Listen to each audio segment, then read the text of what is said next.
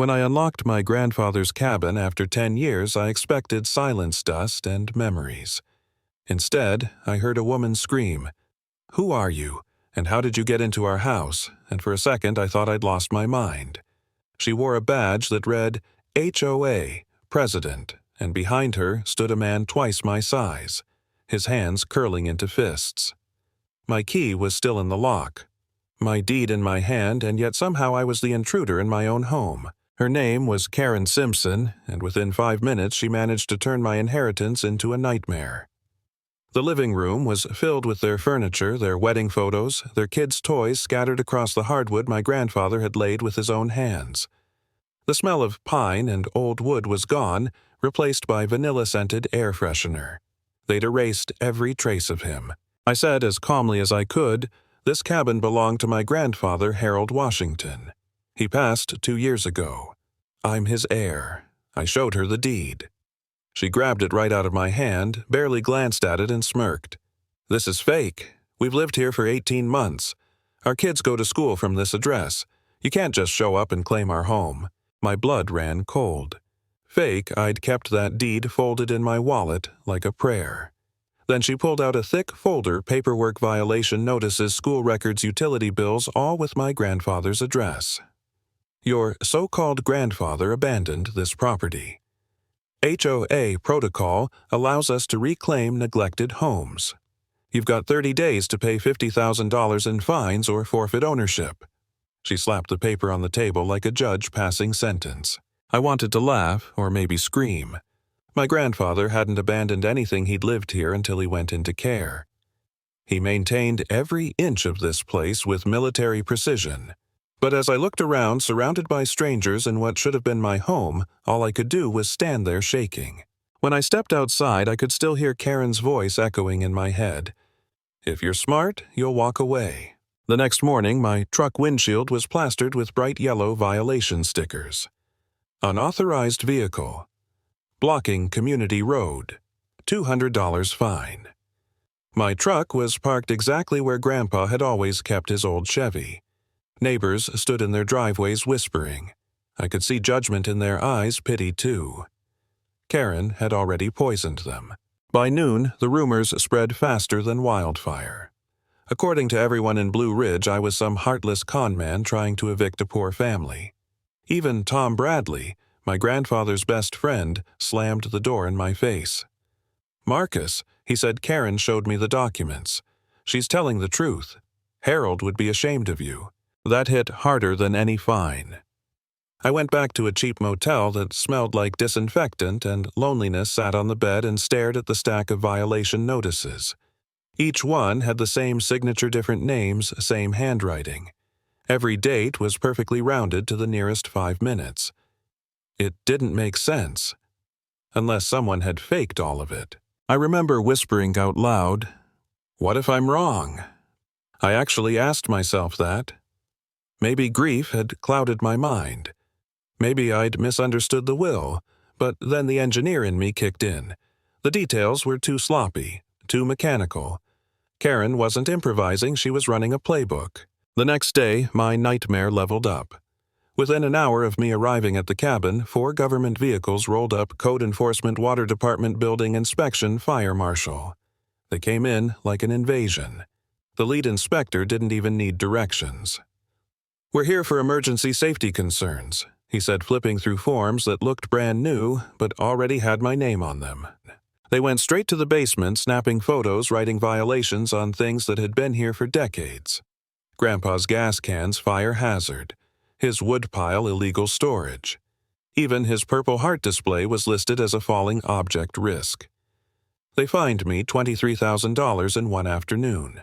As the trucks rolled away, I saw a pin on one inspector's jacket, "Community Safety First," the same logo on Karen's HOA paperwork. That was the moment it clicked. She wasn't just a liar, she had help. I drove straight to the county records office. The clerk didn't even blink when I asked for documents on the Blue Ridge Mountain Homeowners Association. When she pulled the file, my stomach dropped. The HOA had been incorporated 2 weeks after my grandfather's death. 2 weeks. And the signatures, President Karen Simpson, Vice President Dave Simpson, Secretary and Treasurer also Karen. The third board member, Patricia Williams, had been dead for 6 months before the HOA even existed. That's when I realized Karen had created a fake HOA to steal properties. And not just mine. There were 7 other houses in the same county, all belonging to families who'd lost elderly relatives. All reclaimed for violations, all sold months later by something called Simpson Property Management, LLC. She'd built a machine for legal theft. I brought everything to Judy Carter, editor at the Mountain Tribune. She was an ex-investigative reporter from Denver. After 5 minutes of flipping through my papers, she said, "This isn't fraud. This is organized crime with government badges." We teamed up. Judy reached out to her contacts in the Attorney General's office. I installed trail cameras around the cabin. For days, I watched Karen play house hosting neighbors, coaching her daughter Emma to smile and say, "We've always lived here." I caught her on camera counting cash, planning emergency condemnations, even bragging about bribing the county commissioner. The video that broke me was Karen in the kitchen teaching her 12-year-old daughter how to lie. "Remember, this is your home," she said, slicing vegetables like she was rehearsing a scene. "The scary man is trying to take it away." Emma nodded, confused, clutching a stuffed elephant. That kid wasn't a villain, she was collateral damage. But the footage that saved everything came one night on the back porch. Karen, cigarette in hand, told her husband, "The Washington kid's smarter than the others. We'll need to accelerate the health protocol. I'll call Morrison to condemn the property tomorrow." Morrison County Commissioner. That was it. I had her voice, her words, her entire playbook on camera. A week later, Judy arranged a special community meeting. Karen showed up early, dressed like she was running for office, sitting front row with her perfect family. She had no idea what was coming. When I walked up to the podium, the room fell silent. "I'm Marcus Washington," I said, "and I'm here to present evidence of the largest property theft ring this county has ever seen." The first slide appeared on the projector. Blue Ridge Mountain HOA Incorporation papers dated 2 weeks after Harold Washington's death. Karen's signature appeared 3 times on the same page. Then came the list of stolen homes, 7 addresses, 7 grieving families. Then her voice played over the speakers. "The Washington kid's smarter than the others," she said, cold and calm. Gasps rippled through the room. Another clip, her counting money, laughing with her husband. "The old fishing guy took too long to die." People who'd defended her for months just stared in disbelief. The neighbors who'd called me a thief were hearing the truth for the first time. I watched their faces as Karen's mask cracked her jaw tight, her hand trembling on her lap.